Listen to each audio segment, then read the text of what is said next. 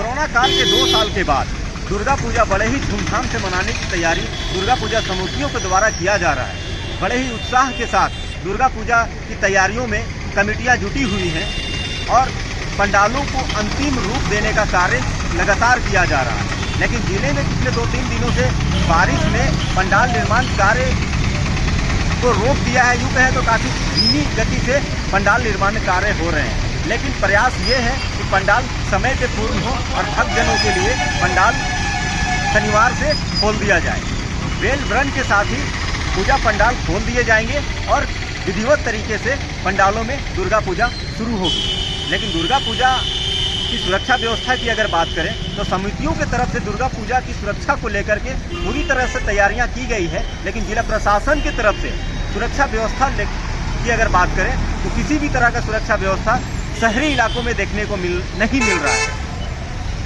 समितियों ने ये शिकायत की है कि NH-75E के किनारे लगभग 1 दर्जन पंडाल बनाए गए हैं जो जहां भारी वाहनों का आवागमन होता है, जिसके कारण भक्तों को काफ़ी परेशानियों का सामना करना पड़ सकता है। जिसको लेकर जिला प्रशासन कोई वैकल्पिक व्यवस्था निकाले और कोई ऐसा रास्ता तय करें जिससे लोग बड़े वाहनों का आवागमन हो सके और मुख्य पथ पूरी तरह से खाली हो, जिससे आसानी से भक्तगण शहरों में आकर पंडालों में जाकर दुर्गा माँ की पूजा पाठ कर सकेंगे। मैं शहर की कुछ तस्वीरों को सीधे दिखाने का प्रयास करता हूँ कि किस तरीके से रांची खूंटी मुख्य पथ जो NH-75E के नाम से जाना जाता है और सड़क के किनारे ही कई ऐसे मंदिर आज से नहीं जमाने से स्थापित है और वैसे मंदिरों के पास बड़े पंडाल निर्माण किए गए हैं और जहां धूमधाम से दुर्गा पूजा होती रही है।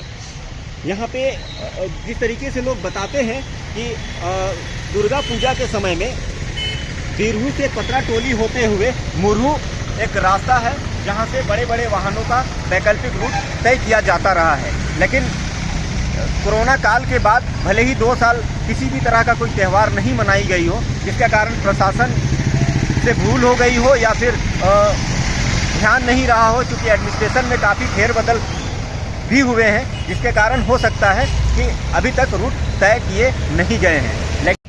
प्रत्येक वर्ष प्रशासन द्वारा वैकल्पिक व्यवस्था किया जाता है, लेकिन इस बार अभी तक देख रहे हैं कि कोई भी वैकल्पिक व्यवस्था प्रशासन द्वारा अभी तक नहीं किया गया, जिसके कारण पूरे खूंटी में पूरे जाम की स्थिति बनी है। और अभी हाल में ही देखिएगा कि 2-3 एक्सीडेंट में हुआ, जिसमें बहुत 1-2 लोग हताहत भी हुए इस ट्रैफिक के कारण।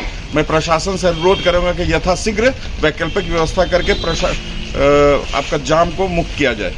सवाल ये है कि सर जितने भी पंडाल खूंटी शहर में बन रहे हैं वो मुख्यतः देखा जाए तो सड़क के किनारे ही हैं, तो कहीं ना कहीं शाम के समय में ज़्यादातर भक्तगण पूजा करने के लिए आते हैं, तो वो एक परेशानी का सबब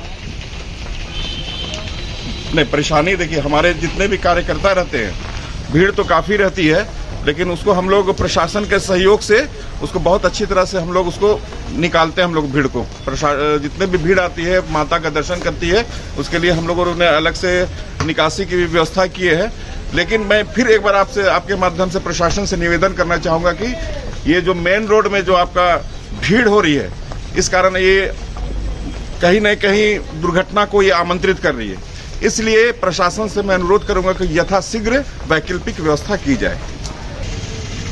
आपका 1 तारीख से बेल बटन के साथ से सार्वजनिक दुर्गा पूजा महोत्सव का शुभारंभ हो जाएगी।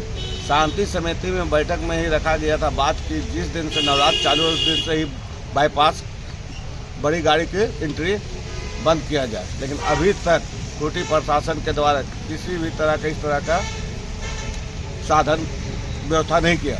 पर डे बारिश होने के कारण इस बार लगता है कि बाईपास की स्थिति भी बहुत ही दयनीय रहेगी। तो इससे आने वाले श्रद्धालुओं को बहुत ही ज़्यादा कठिनाई का सामना करना पड़ेगा। अगर खूंटी प्रशासन नो एंट्री नहीं किए तो आने वाले श्रद्धालुओं के लिए अब पूजा पंडाल समिति के तमाम पदाधिकारियों को दिक्कत का सामना करना पड़ेगा।